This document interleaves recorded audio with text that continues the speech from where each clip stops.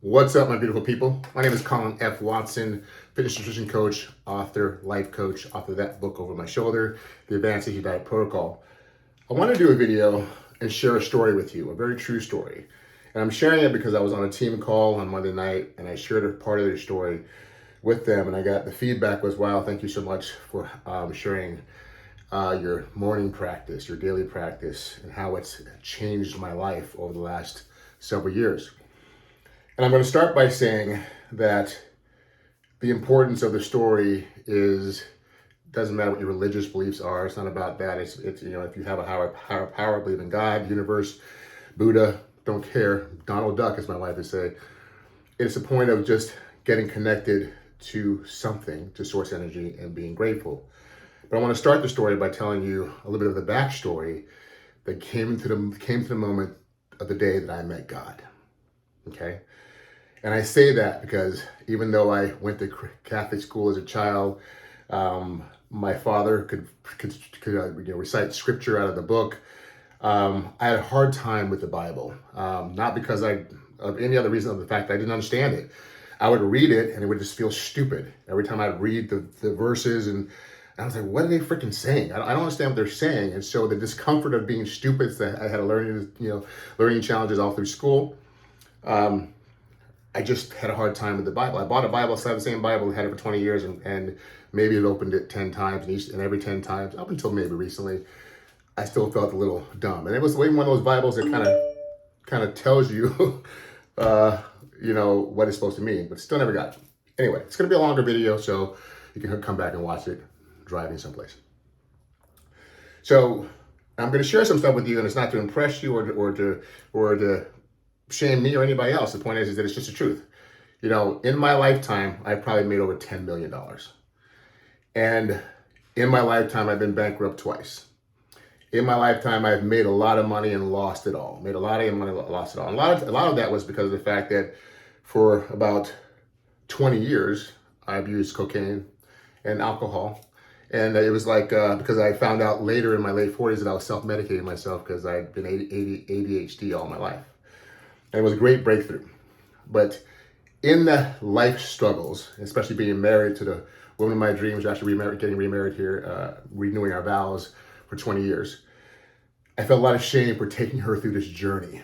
And like anything, the drugs and alcohol brought up my personality, brought up my creativity, brought up my focus, because I was medicating and I was super focused, super successful.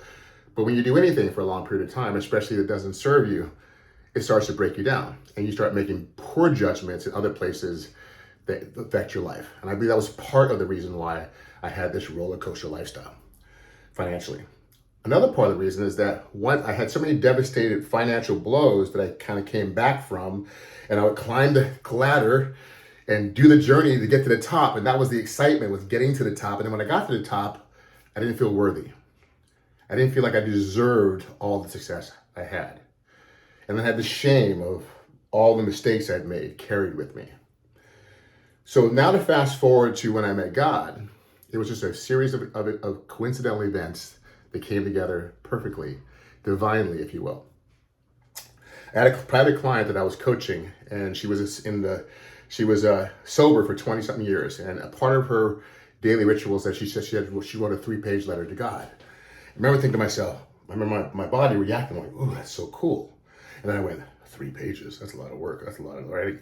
And I had this story for years that I can't read my own writing. I would go to seminars and take notes and never open the notes because I could never read what I said. I would start to read it and I get even more frustrated because I couldn't understand what I wrote. So for me, the thought of writing a 3-page letter to God, as much as I desired the thought of it, the thought of actually doing 3 pages and not being able to read my writing, I was like, what's the point? And went to lunch with some friends of hers, and I was telling that story about, well, I love the concept, but I can't read my writing, so it doesn't make any sense. And one of the ladies in the group said, how long do you want to hold on to that story? And I was like, ooh, okay. So I said, when I return home from Arizona, I'm going to start my 3-page letter to God. And she had broken it down in what she did. I remember asking her, I stayed with her in Arizona, and I remember asking her one morning, she was over coffee, said, what's in that letter? I mean, you need to tell me personal stuff, like what's in the letter. And she didn't mind. She goes, oh, I'll read it to you. I don't have a problem. It's part of my sobriety. I love it. She had a gratitude page She had a give up page, things that she was going to give up, thoughts, beliefs, attitudes, judgments of whatever came up that day or the day prior. She's going to give that up and make a different choice. And her next page was something else. And I changed mine to co-create because I'm an entrepreneur. I like to dream build. I believe in taking your imagination to levels that you can't imagine. That's how I made over $10 million. So when I came home, I started writing the letter to God. And but on the way home, I followed Ed Milet. This is gonna be a very long video. It's gonna be 10, 15 minutes. So I'm just letting you know now. I follow Ed Milet, and the reason I love Ed Milet because he would put people in front of me that I'd never heard of or never met. And I learned so much from all these people. And one day he had a gentleman called Tim Story. I didn't know who Tim Story was. His claim to fame was that he was the life coach for Charlie Sheen and for Robert Downey Jr. and he helped turn them around. And people he was highly respected. He also was a pastor of his own church. And when he was talking to Ed Milet, he said a scripture and he said, "He who works his land shall prosper." I was like, that's kind of interesting. But then he explained. He goes, what I do every day is I work in my land. If you're a single mom raising your child at home and you're taking them to school and you're educating them or you're supporting them, you're working your land. If you're an entrepreneur running a business and you're pouring your heart and soul into it, you're working your land. Whenever you're doing any worthwhile thing, you're working your land. That means you shall prosper. Not may prosper, could prosper, shall prosper. And I went, I understand what he just said. I understood that scripture. He speaks a language that my ADD mind can hear and my heart can hear. So I decided that I was going to follow him. I was going to go to his church because it was close by, but I never made it to the church. But I followed him online on his Sunday sermon. I'm listening to the sermon, listening to the guest speakers, and listening to the sermon. At the very end of the sermon, he said, "Thank you guys for being here, devoting with us with God. I want you to close your eyes, and God's going to talk to you." And I listened and I closed my eyes. And as I closed my eyes, as God is my witness, I had a voice in my head. And it was a voice I'd never heard before. It was a voice so riveting to my body. It was not fearful, it was peaceful. It was just, I knew in that moment that it was God talking to me. He said, "I will heal your finances. I will heal your body." I was coming out of my third back surgery that didn't succeed. And I'll heal your marriage. My wife and I were not in a good place. We'd been on the verge of a divorce a couple of times, but we weren't there. But we were just like two ships passing in the night. We existed in the same place. We worked together. We had business together, but we weren't connected. There was not love making. There was not love going on. It wasn't hate. It just was, we were in our own shit, kind of going our own way. And my wife was doing her morning routine in the backyard, and she came into the house, and she looked at my face, and she saw that I was just sobbing. She's like, "What's wrong?" And I looked at her and I said, "I think I just talked to God, or God just talked to me. And this is what he said." And I told her, and I started sobbing again. That was the first time I heard God's voice. So then I started to practice. And I was writing the practice a couple of days in. That was my new thing, writing the practice. And I started, remember, just writing like thee, thou shalt. I was like speaking in a tongue or writing in a tongue that's not nature to me. I even had scriptures coming back to me that I would write out. The Lord's Prayer, I would have different things writing out. And I was writing it out in my letter. And I was like, where's this coming from? And then a few days in, I had another voice from God. I'm going to read something to you. If I can stand up here, it doesn't knock anything over. It was something I had on my wall that I'd heard from Brene Brown, and it was from Teddy Roosevelt, and she had talked about her book Daring Greatly, and this is where she got the title from. And it's called The Man in the Arena. And if you've never read it, seen it, I want to read it to you now. Introduce it to you for the first time. If you know what it is, you're welcome. And I tend to stutter through things, so bear with me. It said, "It's not the critic who counts. It's not the man who points out how the strong man stumbles, or where the doer of deeds could have done better.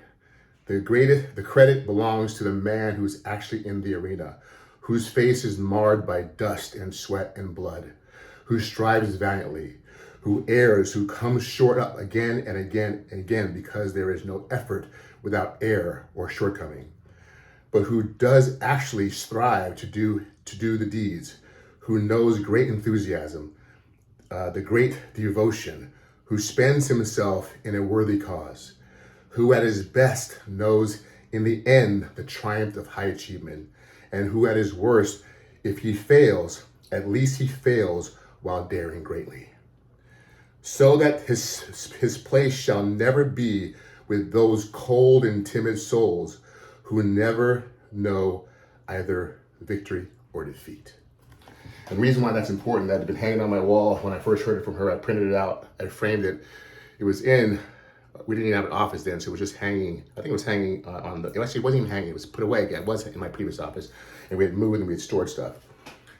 And I'm writing the letter, and he said, I made you the man in the mirror. I made you the man in the arena. Your life, you went in, you were the doer of deeds, you got scarred and marred. And I thought to all my bankruptcies, all my financial failures, all the stuff that I was ashamed of, I made you the warrior.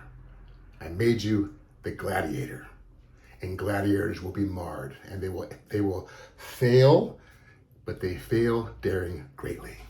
And in that moment, I forgave myself for all the shit that I was carrying around.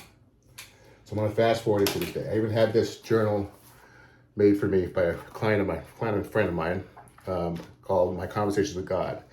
And in it has gratitude page, give up page, and co-create. And so I write down every morning what I'm grateful for. And the list goes on, because just waking up is the beginning of my great gratitude. I write down what I'm giving up: attitudes, beliefs, judgments, fears, thoughts, inner critic conversations, anything that's not serving me did not serve me previous day, or it's not serving me in this moment. I give that up to God, the universe, source, Buddha, Allah, Donald Duck. And then I co-create. I dream my life in. The car I have in my garage, I dreamed it in. The place in which I live across from the ocean, I dreamed it in on these notes of co-creating. The amount of money I have in the bank, the businesses that I've called in, all were dreamed and I co-create. This is my daily practice. This is my daily devotion. I'm sharing with you because when you start every day with gratitude and you're willing to give up things that aren't serving you, food, beliefs, alcohol, drugs, even if it's for the day, not forever.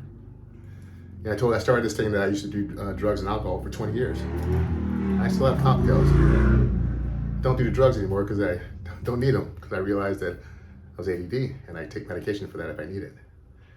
I forgave myself for all the things that I thought I was broken and realized I was a genius trying to find his way with the wrong type of medication, which was an illicit drug. I'm sharing this with you that I hope it lands on you. Number one, if you're someone who's struggling with a substance and you can't figure out why, you may be trying to self-medicate and correct something that imbalanced in you. And they're not broken, you're not flawed. If you're the man or woman in the arena that's been marred and scarred and failed, and you keep getting back up, just know that God made you the warrior. And that is the lesson that you get to forgive yourself for. That all the things you did were learning lessons, because who I am today, how I feel about myself today. I love myself more today than I ever have. I have more today than I've ever wanted. And I still am satisfied and ready for more.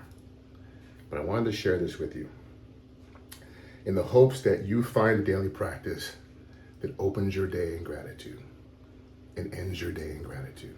Because with gratitude, difficulty for darkness to stay. Sadness can be in the same place, but it's very hard for it to stick around.